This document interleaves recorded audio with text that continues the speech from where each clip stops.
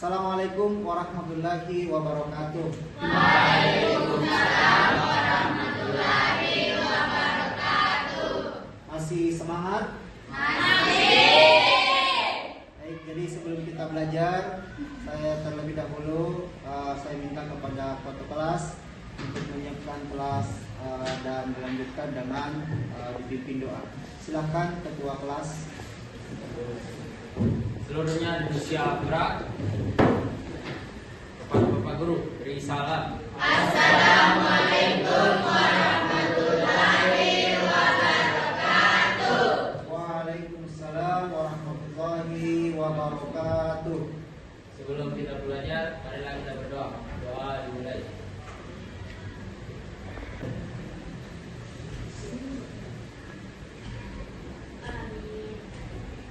Selesai.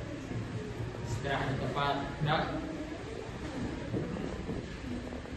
Dan untuk meningkatkan rasa cinta kita kepada tanah air Indonesia, alangkah baiknya kita menyanyikan dulu lagu Indonesia Raya.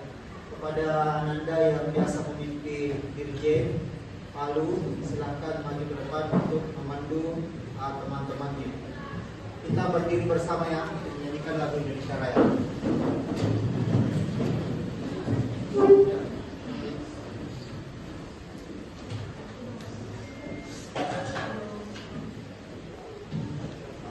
Sebelum kita belajar, marilah teman-temanku kita menyanyikan lagu Indonesia Raya.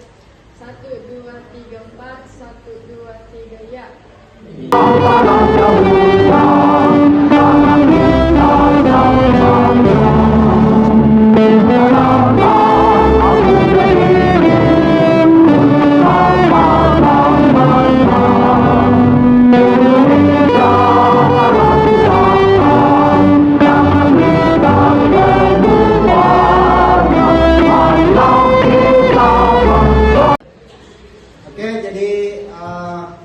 Pertemuan sebelumnya kita sudah belajar mengenai memandikan jenazah.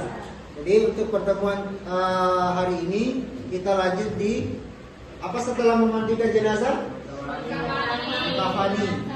Mengkafani jenazah. Jadi kita sudah tahu bahwa minggu sebelumnya setelah jenazah itu dimandikan maka jenazah itu dikafani. Berapa kain kafan yang disiapkan untuk jenazah laki-laki? Berapa? Berapa jenazah? Berapa? Tiga. Untuk jenazah laki-laki ada tiga. Kalau perempuan berapa? Berapa kalau perempuan? 5. Oke, bagus. Jadi yang masih ada yang belum tahu berarti belum terbiasa menyaksikan jenazah dikafani. Kalau yang sudah tahu mungkin ada yang sudah melihat jenazah dikafani atau pernah membaca buku tentang bagaimana mengkafani jenazah. Jadi di sini sebelum ketika jenazah itu sudah dimandikan, maka ada orang yang menyiapkan kain kafan. Ada orang yang menyiapkan kain kafan. Kain kafan itu digunting sesuai dengan ukuran jenazah. Oke, kita lihat dulu yang di depan langkah-langkah mengkafani jenazah. Jadi langkah-langkah yang mengkafani jenazah itu yang pertama adalah mempersiapkan kain. Jadi kain kafan disiapkan. Kemudian yang kedua memandikan jenazah. Minggu lalu kita sudah belajar bagaimana tata cara memandikan jenazah. Setelah memandikan jenazah, barulah kita membungkus jenazah atau mengkafani jenazah. Oke, saya mau memperlihatkan salah satu video bagaimana tata cara mengkafani jenazah. Jadi ini simulasi. Video yang akan saya tampilkan adalah cara mengkafani jenazah laki-laki. Silakan disimak video berikut ini. Jadi pada saat penayangan video jangan ada yang berbicara supaya kalian dengar suaranya apa yang disampaikan dalam video ini. Oke, silakan disimak secara bersama.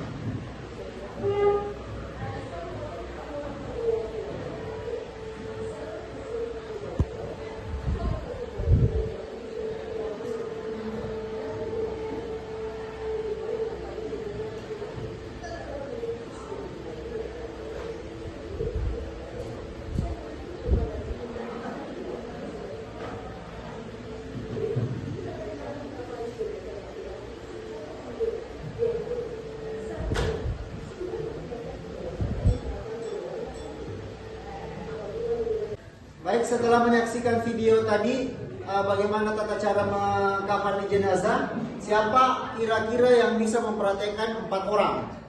4 orang yang bisa memperagakan. Boleh Pak. Minggu lalu yang memandikan jenazah itu yang perhati adalah perempuan. Sekarang minggu ini saya minta laki-laki. Saya minta laki-laki 4 orang. 4 orang. Mama Ikrar, silakan maju ke depan. Kaisar, Andi Regan, kemudian Baso, silakan maju ke depan. Nanti Rifki, kemudian Nurham yang mengangkat jenazahnya untuk dikafani. Silakan maju ke depan. Jadi kita mulai bagaimana tata cara bagaimana meletakkan kain kafan. Apa yang pertama harus dilakukan? Silakan maju ke depan. Jadi 2 orang bersiap di sini, Rifki dan Nurham.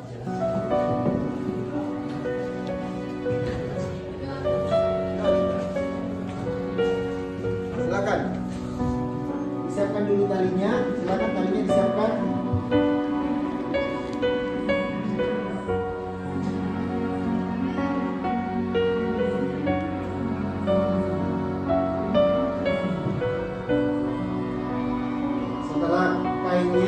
Kemudian kain kafannya yang lapisan pertama. Kain kafan yang lapisan pertama. Ya, masing-masing dipegang ujungnya supaya kainnya tidak terganggu. Kemudian kain kafan yang kedua agak di sebelah kanan.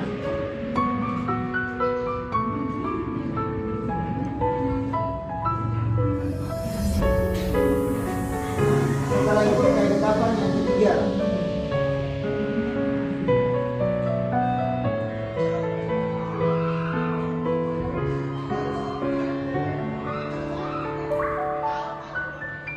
Nah, setelah itu dikasih wangi-wangian. Sebelum jenazah diletakkan, maka ini jenazahnya dikasih wangi-wangian. Jadi disemprotkan dulu. Sebelum jenazah diangkat disemprotkan. Disemprotkan seperti ini. Silakan. Semprotkan. Setelah itu baru jenazahnya diangkat dari diangkat.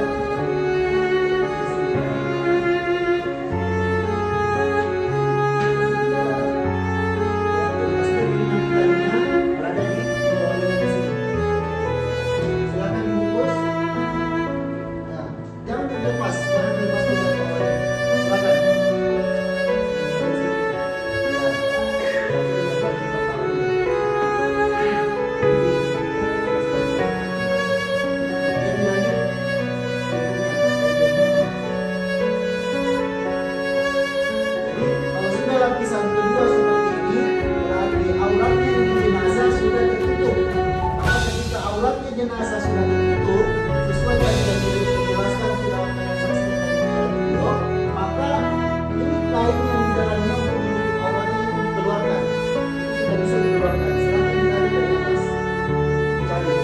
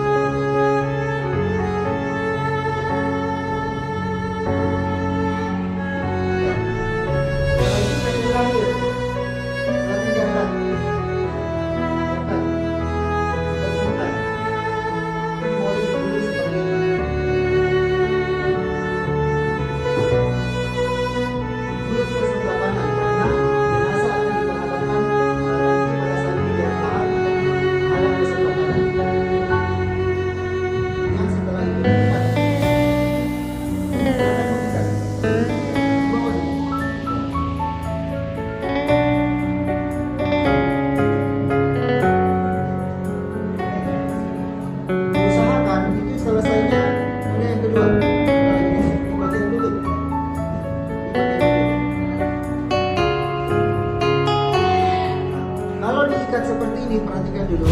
Kalau diikat seperti ini, usahakan ini terletak di sebelah kiri. Kenapa terletak di sebelah kiri? Supaya nanti pada saat diliang lahat itu mudah dilepas. Tidak dicari lagi di sebelah kanan, tidak dicari lagi di depan, tetapi dicari di sebelah kiri seperti ini. Ikat. Jadi nanti kan posisi jenazah itu. Oke, sampai di sini. Ananda ada yang mau ditanya? mengkafani jenazah? Ada yang mau ditanyakan? Jelas? Mau bertanya? Ya silakan. Jadi apa hukumnya jika jenazah itu diberikan kopiah? Oke, jadi jenazah itu tidak boleh dipakaikan kopiah. Ada ulama mengatakan bahwa ketika jenazah dipakaikan kopiah itu maka hukumnya makruh. Bukan mubah. Kalau mubah boleh, tapi makruh, mengurangi pahala. Kalau mengurangi pahala itu berarti tidak sempurna. Jadi tidak boleh dipakaikan apa-apa ketika jenazahnya. Tidak boleh apalagi dipakaikan kain sutra. Apalagi kita ini adalah suku Bugis, suku Wajo yang terkenal kain sutranya. Itu tidak boleh diikutkan. Semewah apapun pakaian kita ketika kita hidup di dunia, maka tidak ada yang boleh dipakaikan ketika kita sudah meninggal kecuali 3 helai kain kafan untuk laki-laki dan 5 helai kain kafan untuk perempuan.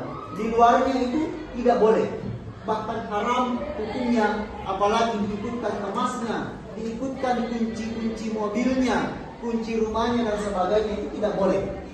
Cukup kain kafan saja yang kita bawa sampai mati. Jadi tidak boleh kita sombong selama hidup di dunia. Kita berpakaian glamor, keluar pesta glamor, melihat teman kita berpakaian lusuh kita ketawai, kita ceritai, kita jadikan dia makan gosip.